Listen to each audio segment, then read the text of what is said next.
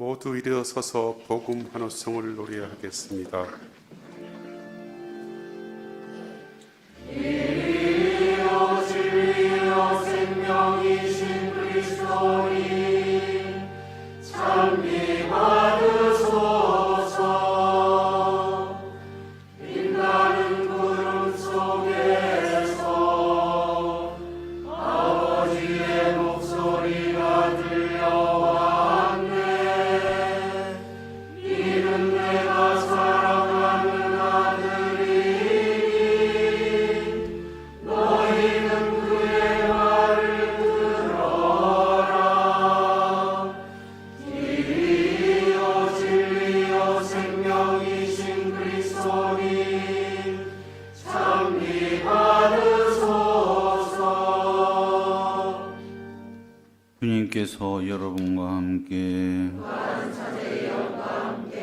마태오가 전한 거룩한 복음입니다.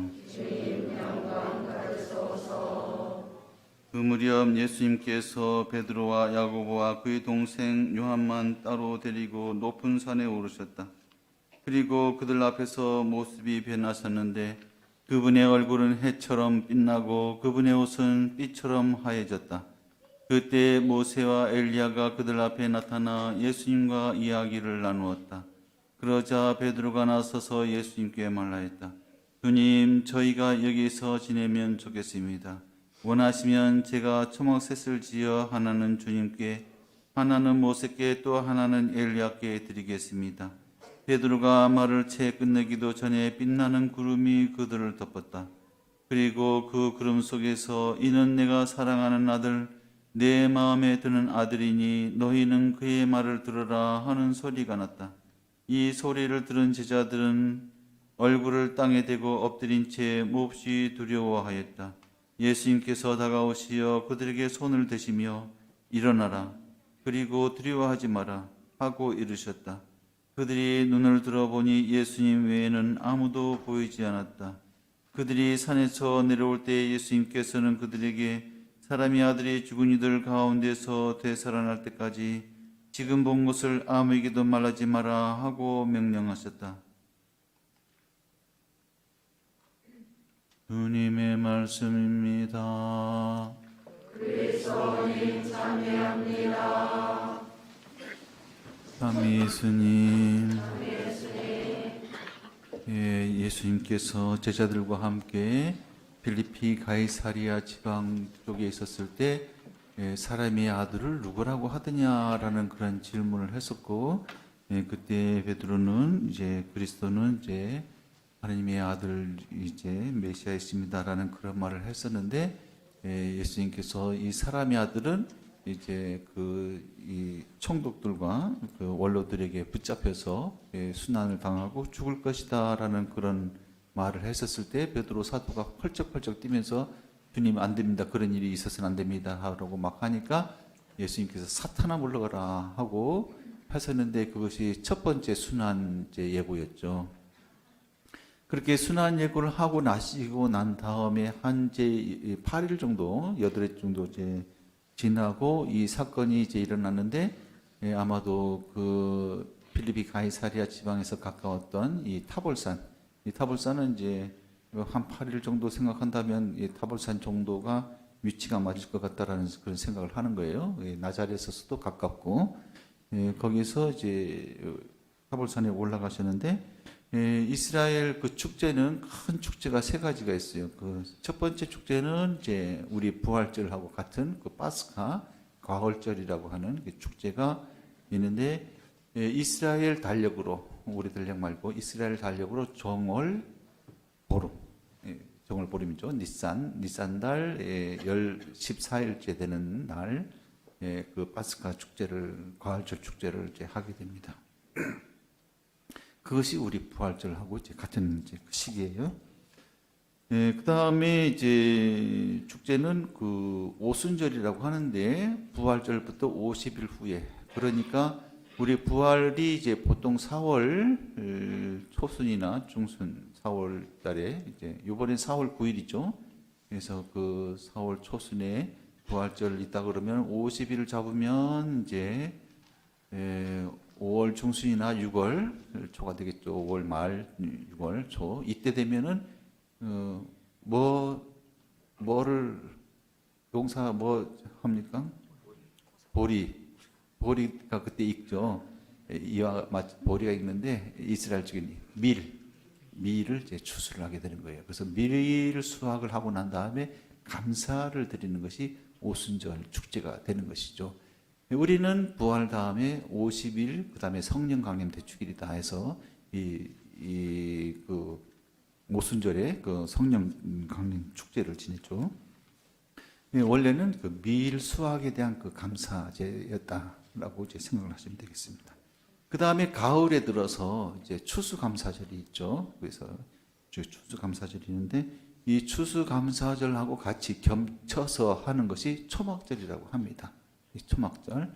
이 초막절은 이제 그 이스라엘 백성들이 그 광야에서 40년 동안 이제 헤매는데 뭐 거기서 계속 살 거면 집을 짓겠지만 계속 살 것이 아니라 계속 이동을 해야 되니까 간단하게 초막 나무 가지 같은 걸로 임시로 이 집을 만들어서 지냈던 그런 것을 이제 회상을 하면서 이 초막절 축제는 이제 나무 가지 같은 걸로서 집을 텐트처럼 만들어서 옥상 위나 길거리나 들, 그러니까 대부분은 동네 근처에 있는 넓은 들을 이제 가서 이 초막을 짓고 거기서 일주일 동안 살았던 축제가 초막절이고 그때 추수감사절도 그때 함께 하는 이제 그런 이제 이스라엘의 축제, 이 세 가지 축제가 있습니다.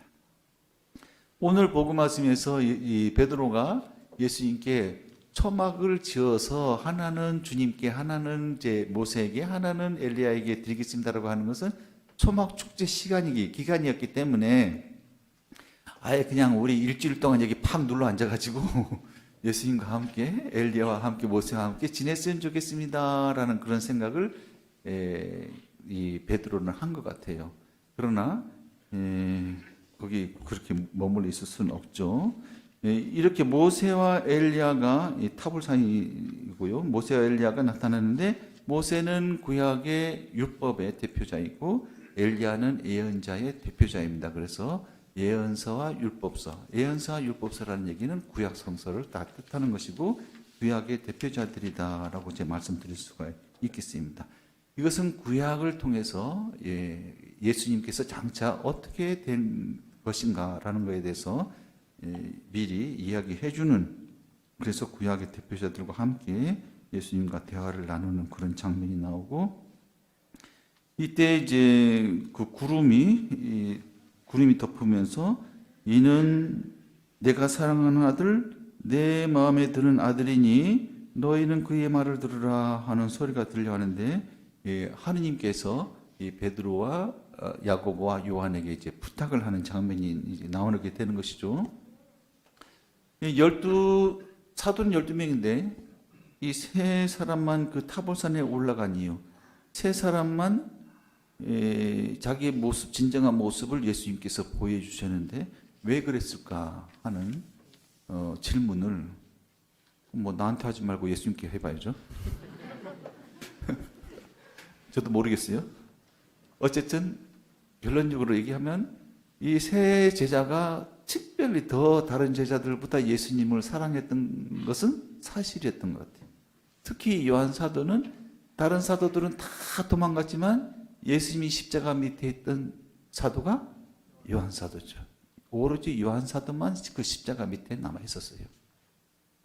이와 같이 이 사랑을 하니까 다른 어떤 제자들보다 더 예수님을 사랑했기 때문에 예수님께서는 자기의 그 진정한 모습을 보여주신 것이 아닐까라는 생각도 들어지고, 또 예수님께서는 베드로에게 사탄아 물러가라 하고 난 다음이었잖아요. 그래서 그렇게 얘기하고 난 다음 며칠 지나지 않았는데 아무래도 그 사도들에게 뭔가 더 용기도 줘야 되겠고 뭔가 믿음도 더 보태줘야 되겠다라는 그런 생각도 들어서 베드로도 이렇게 같이 데리고 올라간 것이 아닐까, 야고보도 그런 생각이 이제 들어지게 되는 것입니다.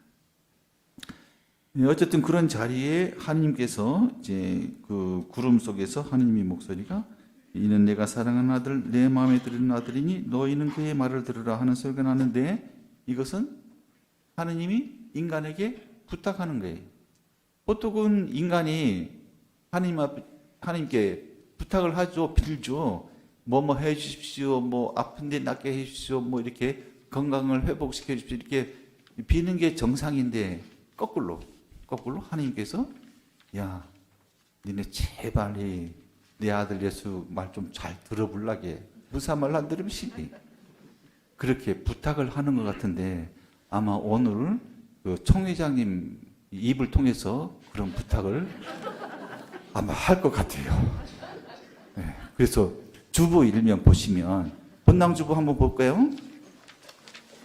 본당주보 일면 보면 자 일어나 가자 해가지고 이게 총회장님이 그렇게 타이틀을 써서 이 얘기를 했지만 이게 하나님께서 하시는 말씀이라 생각을 하셔야 됩니다. 하나님께서 여러분들에게 부탁하고 싶은 말이 있는데 총회장님이 손을 통해가지고 글을 통해가지고 여러분들에게 부탁하는 것이다라고 생각해 봅세요.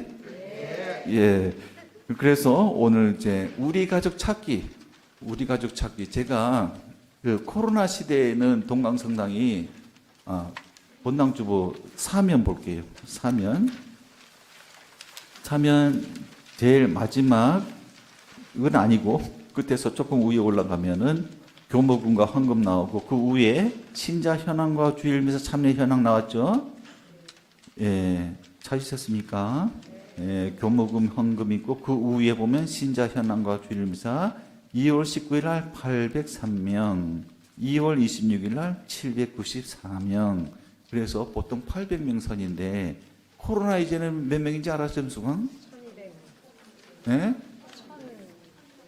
1100. 예, 하여튼 1100에서 1200 사이 왔다 갔다 했던 것 같아요. 예, 어떤 사람은 뭐 1000명이라고도 하고 그렇게 하는데 이제는 예, 코로나 이전 시대로 되돌아가야 되지 않겠느냐라는 뜻에서 200명은 다 어디 도망가 버렸어. 그래서 이 신흥교우들을 이제 그 찾기 운동을 하는 겁니다. 그래서 여러분들 그 이제 들어오시다 보면 이거 다 이게 봤을 텐데 신흥교 봉헌문, 봉헌서 이렇게 해가지고 한쪽은 제출용, 한쪽은 보관용, 다 법디강. 예, 요거 작성을 하셔가지고 예, 저는 신흥교 누구누구를 우리 가족 찾기 운동회도 대상자로 봉헌하며 이분이 성당에 다시 나올 수 있도록 기도와 희생을 기꺼이 바치겠습니다 하는 것을 이제 써서 예, 주일금 낼 때 다음 주일날이나 또 다음 주일날이나 아니면 그 다음 주일날이라도 주일금 낼 때 같이 봉헌하시기 바랍니다. 아셨지? 예, 자세한 것은 나중에 우리 회장님께서 설명을 하실 거고, 그다음 이왕 이제 올라온 김에 그 본당주보 4페이지 자면 제일 마지막에 보면 천주교, 제주교, 동강성당에서 신스 1995년 이렇게 되어 있는데 양옆으로 QR코드가 보이죠? QR코드가 뭔지 알아지지? 제일 마지막에 왼쪽하고 오른쪽에 이 이상한 막 그림, 네모 박스에 있는 게 QR코드입니다. QR코드는 이제 언제 쓰는 거냐면 여러분들 핸드폰 다 갖고 계시죠? 한번 꺼내봅시다. 핸드폰 보시면 제일 첫 화면 보면 위에서 이렇게 쭉 내려오면은 와이파이, 그 다음에 벨소리, 블루투스, 뭐 이런 거 막 후레쉬, 비행기표 이렇게 나오죠. 예, 그것도 조금 더 내리면 여러 가지가 나와요. 그리고 보면은 손정등, 비행기, NFC, 절전 모드 뭐 쭉 나오는데 거기 QR 코드 스캔이라는 것이 있어요. 예. 그 QR 코드 스캔을 딱 누르면 이와 같이 그 카메라처럼 딱 화면이 바뀌고 요거를 그 QR 코드에다가 딱 갖다 이 사진 찍듯이 갖다 대면 바로 동강성당 홈페이지로 들어온다라고 하는 거예요. 예, 모르시면 그 젊은 애들한테 물어보고 사목회 임원들한테 물어보고 그렇게 하면은 예, 바로 우리 동강성당 예, 이렇게 그 홈페이지로 이동이 됩니다. 또 하나는 예, 그 유튜브로 이동이 돼요. 그래서 우리 성당에서 하는 여러 가지 그런 유튜브가 올라오는데 그 유튜브 요번에도 제가 하나 찍었어요. 예, 우리 홍보 분과에서 와가지고 또 영상 분과에서 와서 신부님 동영상 하나 찍게 말씀해가지고 무슨 동영상? 아니 신인교우들한테 보내는 메시지 좀 이제는 그만 시험 좀 나옵소예 하는 메시지를 제가 찍었거든요. 그래서 그거 가면은 그 부활교도 이렇게 나온다. 이것을 퍼나르기 운동을 많이 하셔야 돼요. 아셨죠? 그러면은 그렇게 하고 봉헌해 주시면 고맙겠습니다. 그래서 하나님께서 나에게 부탁하는 거, 나도 하나님께 부탁하지만 하나님도 나한테 부탁했구나 라고 생각하시고 내가 무엇을 하나님께 해드려야 될지 잠시 질문 가운데 묵상하도록 하겠습니다.